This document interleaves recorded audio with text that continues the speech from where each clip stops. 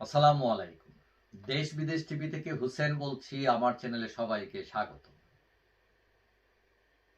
আওয়ামী লীগ বাংলাদেশের রাজনীতিতে ঐতিহ্যবাহী দল, কিন্তু এখন খুবই বিপদের মধ্যে আছে। কোনটা আছে, এখন তারা অনেকটা নির্বাসিত। কিন্তু আওয়ামী লীগের নেত্রী শেখ হাসিনা প্রায়ই বলতেছেন, আমি আসতেছি, আমি কাছাকাছি আছি। মানে ভাবখানা এরকম, উনি যশোরের বেনাপুলের কাছে আছেন, যে কোনো সময় তিনি রিক্সা একটা লইয়ে চলে যাবেন।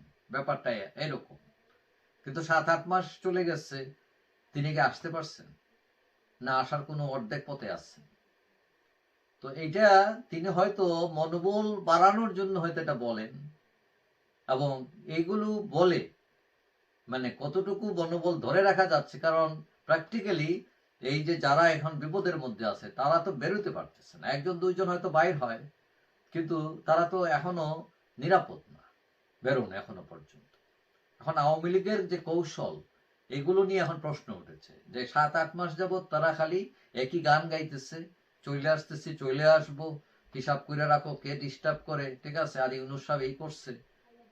এইগুলো তো সমাধান না, একই রেকর্ড বারবার বাজতেছে।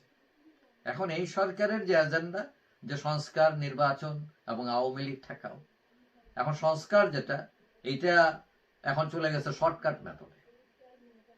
এখন নির্বাচন নিয়ে বিশেষ করে বিএনপি চাপ দিতেছে যে দ্রুত নির্বাচন করার জন্য। বিএনপির সাথে আরো কিছু দল আছে। এখন আওয়ামী লীগ মাঠে থাকছে এই নির্বাচনে, এটা মোটামুটি এখন কনফার্ম। কেন কনফার্ম? কারণ আমরা এর আগে দেখছি সেনাবাহিনী অফার দিছে নতুন আওয়ামী লীগের অধীনে, হ্যাঁ, তারা যাতে আসতে পারে নির্বাচনে। সরকার বলছে যে আওয়ামী লীগ নিষিদ্ধ করার কোনো পরিকল্পনা নেই। বিএনপি বলতেছে যে হ্যাঁ, যদি ভালো লোকের নেতৃত্বে আওয়ামী লীগ আসে তাদের কোনো আপত্তি নাই। তাহলে এখন আপত্তিটা কার? দেখা গেল ওই যে পোলাপাইনদের একটা দল আছে নাগরিক, ঠিক আছে, জামাতে ইসলাম, এদের তো তেমন ভোট নাই। এরা লাফালাফি করতেছে বেশি, খালি গোলস বেশি নয় এইটা, কিন্তু তাদের তো জনভিত্তি নাই। সুতরাং এই তাদের এই লাফানো খুব একটা কাজ আসবে না। ধরে নেওয়া যাচ্ছে যেহেতু বড় শক্তিগুলো চাচ্ছে আওয়ামী লীগ আসুক, যার অধীনেই হোক আওয়ামী লীগ আসতেছে, এটা কনফার্ম। এবং ইতিমধ্যেই নির্বাচন কমিশনের প্রস্তুতি শুরু হয়ে গেছে। এখন সরকার নতুন আওয়ামী লীগ আনতে তৎপর। কথা হলো মাল একই, প্যাকেট ভিন্ন হবে, মানে আওয়ামী লীগ আওয়ামী লীগ। কিন্তু প্রশ্ন হচ্ছে আওয়ামী লীগ কখন আসবে? এখন যদি ডিসেম্বরে নির্বাচন হয়, তাহলে তফসিল ঘোষণা হয়ে যাবে অক্টোবরে। মানে তাহলে হাতে সময় আছে 6 মাস। আওয়ামী লীগ 6 মাসের মধ্যেই মাঠে নামতেছে, এটা মোটামুটি 100% শিওর।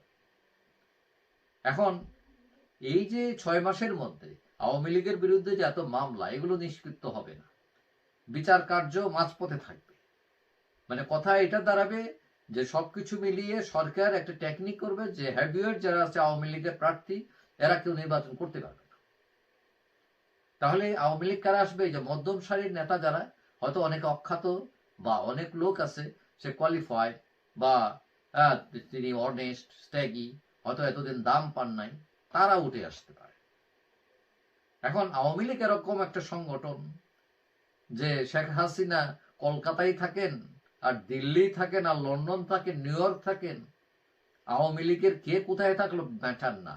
আওয়ামী লীগের যদি কলাগাছও প্রার্থী করে, তাও 60-70টা সিট চলে আসবে।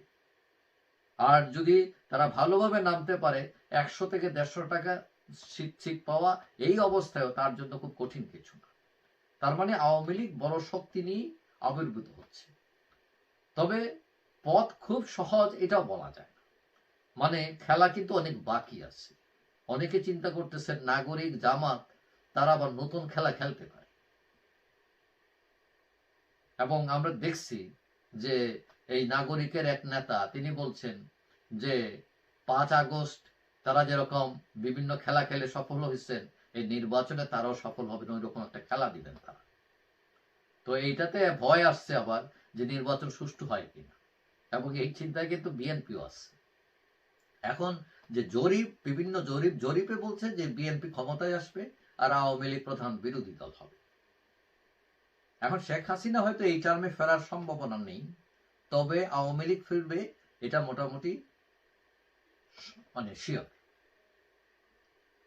যাই হোক, ধরা যাচ্ছে যে আওয়ামী লীগ 6 মাসের মধ্যে ফিরবে। আওয়ামী লীগের লোকজন যারা লুকায় টুকায় কষ্ট মষ্টে আছেন তাদের হয়তো আরো 6 মাস কষ্ট করা লাগবে, বা যারা বিদেশ আছেন 6 মাস পরে হয়তো তারা কেউ কেউ ফিরতে পারবেন।